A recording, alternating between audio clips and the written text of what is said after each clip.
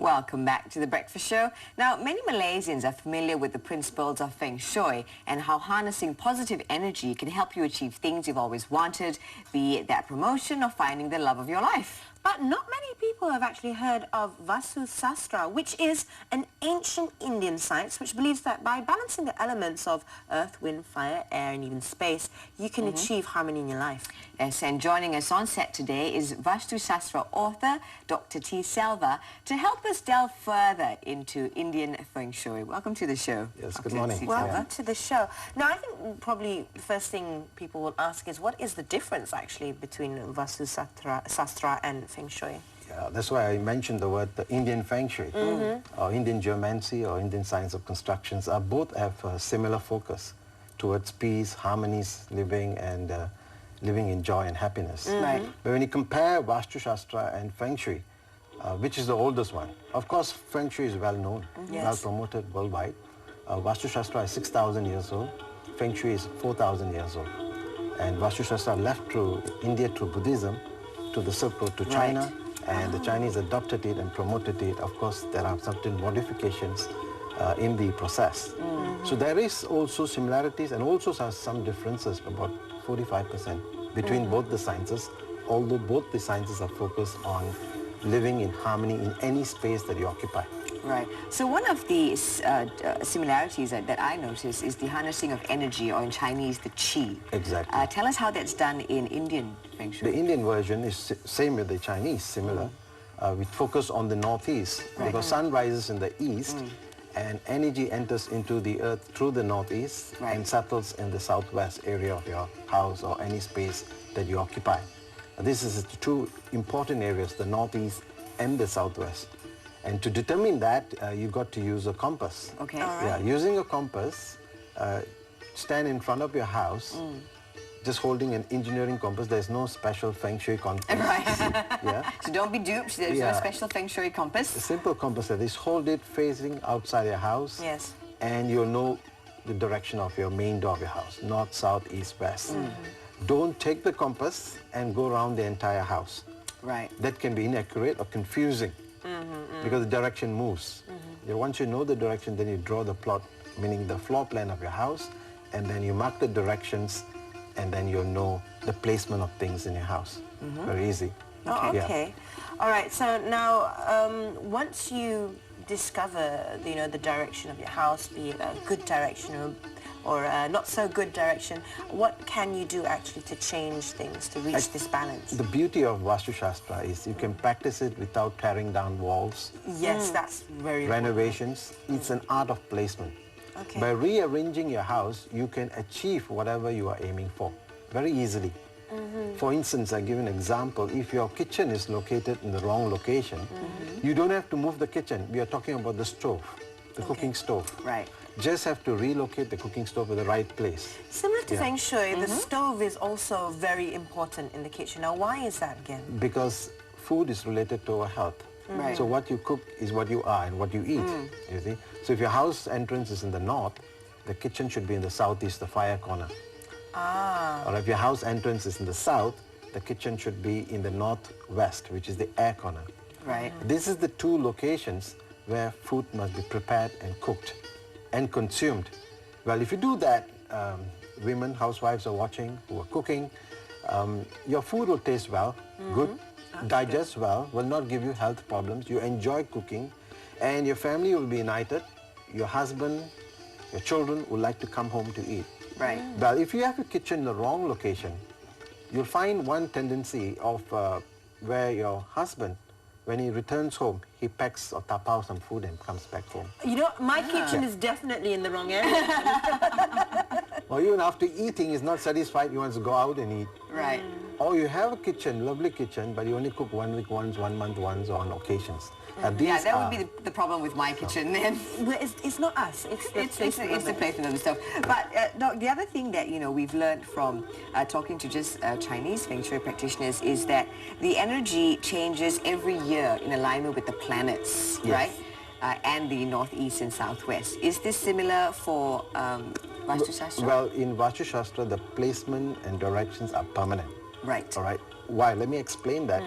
When you talk about energy, I'm talking about sunrise, based on sunrise. Sun rises in the east. 5,000 years ago, it was like that. This morning is the same. Correct. Unless next year it's going to rise in the southwest. Yes. It's not. At the end of the day. So in Vastu terms, all directions and placements are permanent for life. Okay. It will not change.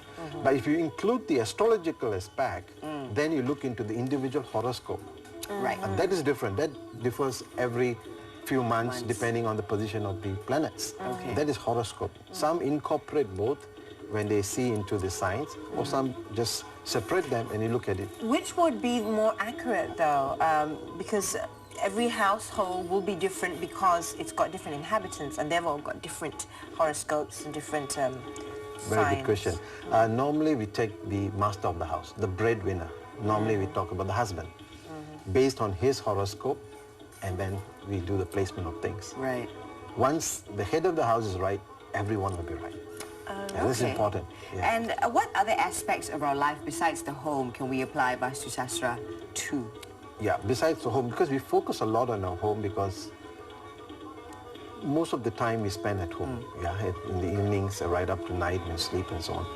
So besides that, you can apply it at your workplace. For those who are working, I always promote Vastu Sastra as the business management tool because it's a science where the boss should sit, where the staffs should face when they're sitting and working, so that their concentration, their focus, and the boss will be able to govern them. There are offices where when bosses give instructions, the staffs do not listen. And there are offices where there are conflicts. Employees leaving very frequently. There's no harmony in the office. And this science can be applied and bring unity and bring tremendous prosperity also to the business premises. Even can be factory, restaurants, offices and so How on. about studios? Why not? Okay, I came to the studio. let's talk about our studio and the energy within this room. Yeah, I came in, I checked the energy and using the compass. Ideally, you should be sitting the other side, the opposite side. Right, and why is that? Because that's the southern region. Yes. And the master of the house, in your case, you are the most important people in the studio. Right. You are Or so we like to hosting the believe. show. Yeah. So you'll be sitting the other side, but right now you're occupying the eastern area. And what happens here, but your direction you're facing is towards the west. All right. And if you're facing west, whatever your thoughts are, your clarity, there'll be obstacles. There will not be smooth flow in your energy. Yeah. So Because it's you're not just a problem of waking up too early, it's actually got to do with the flow of the energy in the room. Yes. All right. So now how do we talk to our producers About switching this around. Exactly. Now that would be quite interesting, just to see what kind of results will actually happen. But the best part is you're sitting in the right colored chair. Okay. Which From is now maroon. onwards, Joe and I are going to be like arguing. Yeah, I'm going to sit in the maroon chair. The maroon chairs, the color of red gives you energy. Ah, Yeah. so Avoid black, dark gray, blue, and dark yellow.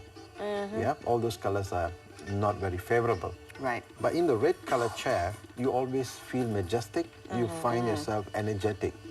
Yeah. This can be applied at work, at home also. okay. Yeah. And does this apply to every individual similarly? Because as you said earlier, we all have, if you implement the astrology Yes. into it, then things change. But according to Vastu, the guidelines are standard for everyone.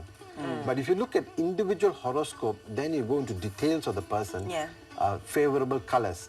Those colors are colors that you wear. Right. Oh, I see. Yeah, but not on the placement. Okay. But these are general colors that everyone Okay. can place. Yeah. All right. You see?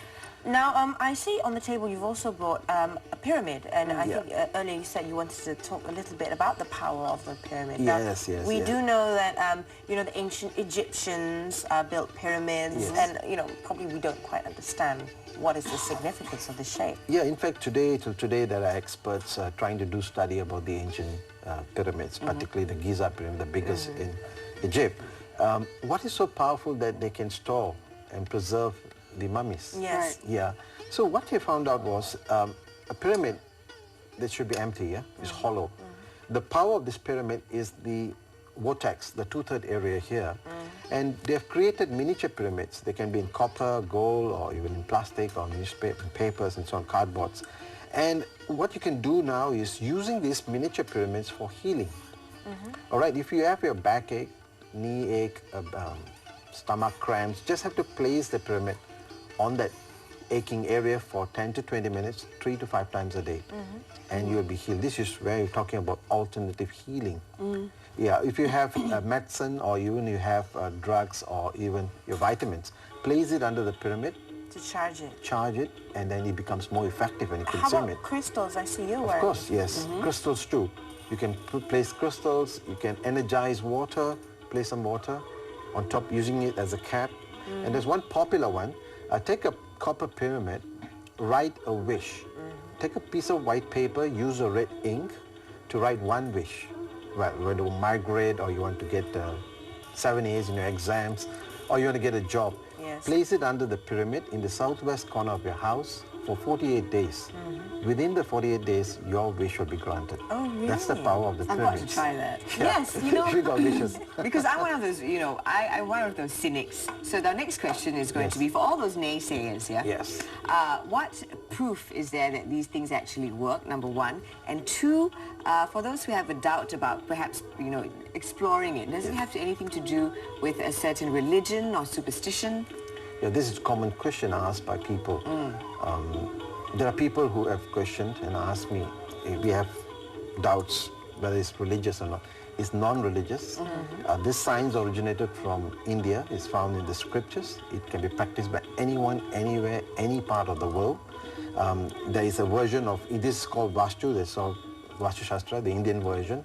There's Chinese version, Feng Shui. Right. There is also a Malay version called Tajul al-Muluk, which I've written in my book also. All right. Every culture have their own methods of sciences. Like I said, anyone can practice it anywhere. Do not have doubt. But what is more important is if you have challenges in your life, what kind of challenges? Marital, health, peace, no peace of mind, financial, jobless, married, childless. You have had some issues in your life, you need to seek answers. This science provides you that answers that you are seeking for. Are these answers contained in your book? Yes, in this book of mine, I'm very proud because it's translated into 5 languages. Wow. And it's one of the bestsellers in Malaysia right now. And what I'm trying to reach out to the world is, actually I want to speak at the World Peace Summit, trying to tell the world that peace starts at home. And this science promotes peace. If your house in peace, your neighborhood in peace, your town in peace, your state in peace, country in peace, the world is in peace. So world peace starts from ancient Indian wisdoms. Right. There are a lot of secrets, there are a lot of knowledge content here. But instead of challenging these sciences, put to practice, because they do not bring any harm to any individual. They only bring goodness. Yeah. So this is pure science. Could be people want to challenge, people want to question because they lack the knowledge and exposure in this area. Yes. Yeah. You need to expose, open up, question yourself, try it out.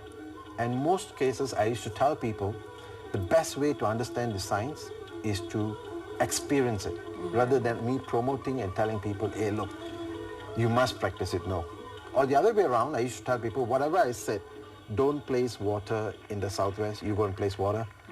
I said, don't place fire in the northeast, you go and place fire, and try it out. Within 48 hours, you get the results.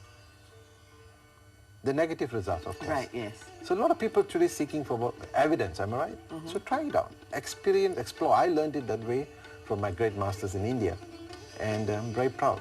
And this science has brought tremendous transformation in the lives of many, many people worldwide. If you'd like to try that transformation for yourself, you can pick up a copy of Dr. T. Selva's book. It's called Vasthu Sastra, Guide Indian Feng Shui for Health, Wealth, Happiness, Harmonious Living and World Peace. There you go. It's in the bookstores, available right now. Yes. Anyway, thank you very much, Dr. Thank T. you. Selva, for Thank being you, on the Asha. show. Thank you, Jen. It was really interesting indeed. I do want to try the whole pyramid thing. The pyramid and the wish. Anyway, thank you again. Thank you. Thank you. Anyway, we're going to take a quick break here on The Breakfast Show.